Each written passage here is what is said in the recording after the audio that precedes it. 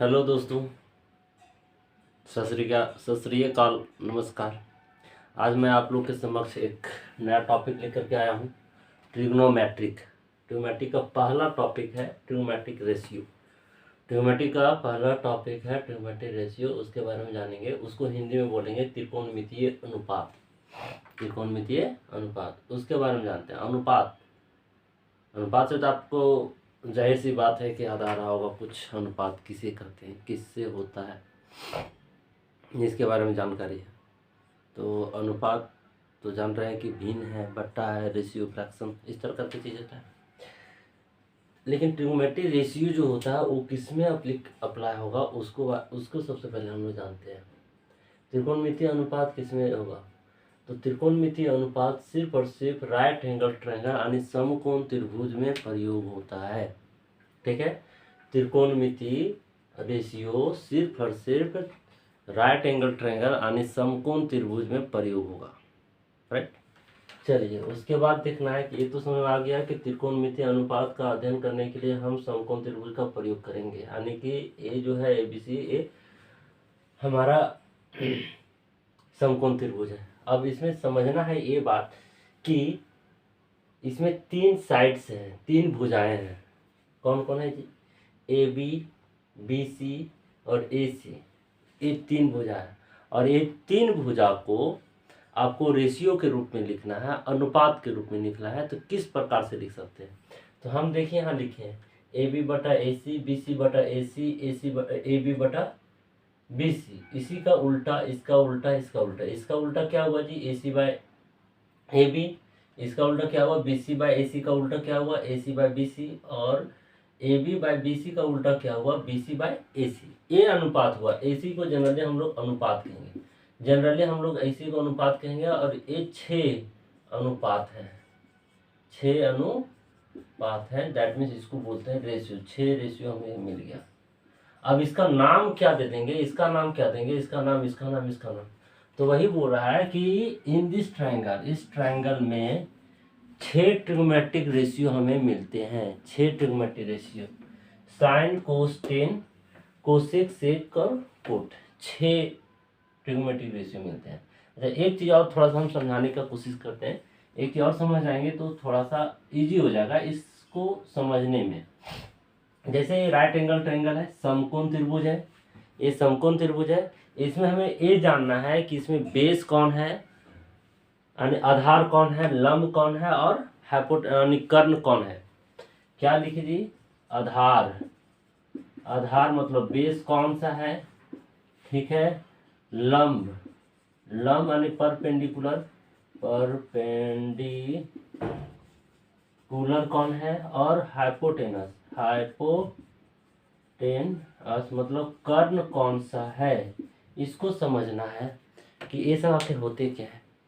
तो सबसे पहले ये समझिए कि जो 90 डिग्री का कोण होता है, समकोण त्रिभुज में जो 90 डिग्री का कोण होता है, उसे हम क्या कहते हैं? उसे कहते हैं, इसके सामने वाला एंगल को कर्ण कहते हैं। यानी कि जो 90 डिग्री राइट एंगल ट्रायंगल में जो 90 डिग्री का कोण है, उसके जस्ट सामने वाला एंगल को क्या बोलेंगे? कर्ण बोलेंगे। कर्ण मतलब हाइपोटेनस। कर्ण मतलब हाइपोटेनस। हाइपोटेनस को हम एच से डिनोट करें, दैट मीन्स ये एच हो गया। बात समझ में आ गया इतना? राइट, ठीक है, समझ में आ गई बात। अब हमें समझना इन दोनों में थोड़ा सा प्रॉब्लम होता है। तो इन दोनों में क्या प्रॉब्लम होती है सो समझिए। इसको कभी कभी परपेंडिकुलर बनाते हैं, कभी कभी इसको परपेंडिकुलर बनाते हैं। दैट मीन्स इसको कभी लंब बनाते हैं, कभी इसको बनाते हैं, कभी इसको आधार बनाते हैं, कभी इसको आधार बनाते हैं। यही बात को समझना है। इस बात को अगर समझ जाएंगे तो ट्रिग्नोमेट्री समझने में ज़्यादा प्रॉब्लम नहीं होती है। देखिए, अगर हम इसको, इस एंगल को डिटरमाइन करके हम बनाना चाहें, इस एंगल को डिटरमाइन करके बनाना चाहे, तो देखिए यहाँ 90 डिग्री का कोण आया, यहाँ इस एंगल को हम मान लिए, ठीक है। तो इसको हम क्या मानेंगे? बेस मानेंगे। इसको बेस मानेंगे। क्या मानेंगे? इसको बेस मानेंगे। और जो बच गए सो परपेंडिकुलर। जैसे एक और ट्रायंगल हम बनाते हैं, हम इस एंगल को सहारे लेकर के बनाना चाहते हैं, इस सब का फॉर्मूला लिखेंगे। तो इस एंगल का सहारे लेकर के करेंगे, ये मेरा बेस हो जाएगा, ये परपेंडिकुलर हो जाएगा और इसके सामने वाला हाइपोटेनस हो जाएगा।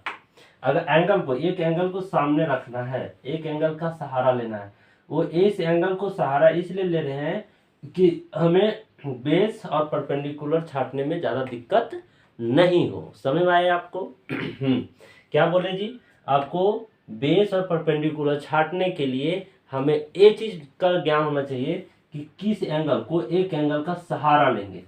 एक एंगल का जब सहारा लेंगे तो हमें बेस और परपेंडिकुलर छांटने में कोई दिक्कत नहीं होगी।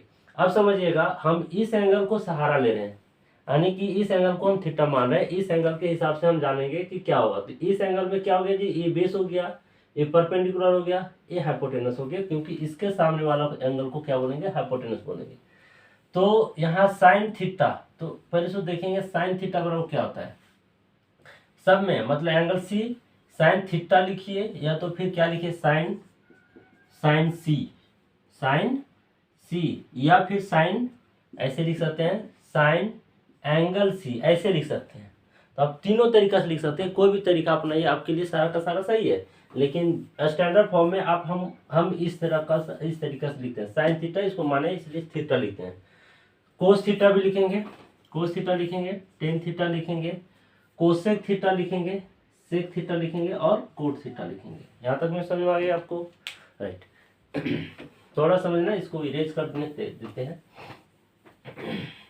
देखिए नेक्स्ट क्या है, अब समझिए, ये थीटा के हिसाब से बन गया, मतलब इस एंगल के हिसाब से हमको ट्रिग्नोमेट्री रेशियो को बनाना है। ठीक है, अब समझिए यहाँ क्या लिखे, in this triangle there are 6 trigonometry ratio. तो 6 ट्रिग्नोमेट्री रेशियो है क्या क्या, sine theta, cos theta, tan theta, cosec theta, sec theta और कोट थीटा, 6 ट्रिग्नोमेट्री रेशियो आ गया। अब क्या करना है कि साइन थीटा बराबर आखिर होता क्या है, रेशियो में चाहिए ना। तो रेशियो किसका होता है, राइट एंगल ट्रायंगल के साइड का रेशियो होता है। दो ट्रायंगल, एक ट्रायंगल का दो साइड का रेशियो होता है। तो एक ट्रायंगल का दो साइड का रेशियो मतलब कौन सा ट्रायंगल, राइट एंगल का। तो राइट एंगल यहाँ साइन थीटा है, तो साइन थीटा का क्या होता है, perpendicular by hypotenuse, perpendicular by hypotenuse मतलब आधा लंब बटा कर्ण, लंब बटा कर्ण मतलब पी बटा एच, पी बटा एच। साइन थीटा का डेफिनेशन यही होता है कि the ratio of the perpendicular and hypotenuse is called sine theta. ठीक है, क्या बोले कि साइन थीटा यानी कि परपेंडिकुलर लंब और कर्ण के अनुपात को साइन थीटा कहते हैं। उसी प्रकार कोस थीटा का डेफिनेशन क्या हो जाता है, कोस थीटा का डेफिनेशन क्या हो जाएगा कि बेस यानी कि आधार और कर्ण के अनुपात को हम कोस थीटा कहते हैं, यानी बेस बटा हाइपोटेनस। उसी तरह टेन का क्या आता है, परपेंडिकुलर बाय बेस। अब देखिए इसको सामने लिखने का कुछ मकसद था, सामने लिखने का कुछ मकसद है, क्या मकसद है, अच्छा इसको चलिए ठीक है, सामने लिखने का मकसद है यानी कि यहाँ ध्यान से देखिए, इतना दूर में लिख देंगे तो फिर थोड़ा सा गड़बड़ हो जाता है। यहाँ देखिए साइन थीटा का यहाँ लिखते हैं कोसेक थीटा, कोसेक थीटा इसका जस्ट उल्टा होता है, कोसेक थीटा इसका जस्ट उल्टा मतलब hypotenuse by base, hypotenuse by perpendicular हो जाएगा। और इसका कोस थीटा का यहाँ हो जाएगा सेक थीटा, यानी सेक थीटा का उल्टा कोस थीटा होता है। सेक थीटा का उल्टा क्या हो जाता है जी, कोस थीटा हो जाता है, यानी कि हाइपोटेनस बाय बेस मतलब कि कर्ण बटा आधार।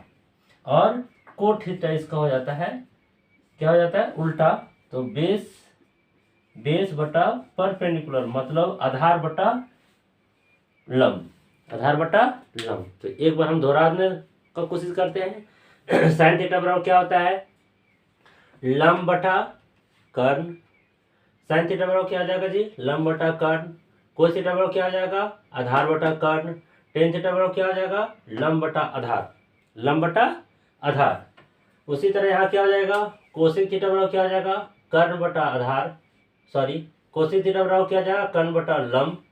सेक थीटा बराबर क्या आ जाएगा, कर्ण बटा आधार। और कोट थीटा बराबर क्या आ जाएगा, आधार बटा लंब, मतलब इसका जस्ट उल्टा। तो यहाँ हम लिखे हैं, यहाँ देखिए साइन थीटा का उल्टा कोसेक थीटा होगा, कोसेक थीटा का उल्टा सेक थीटा होगा, टेन थीटा का उल्टा कोट थीटा होगा। जब उल्टा होगा तो अब समझिएगा, थोड़ा सा समझने वाला विचार है, कुछ नहीं।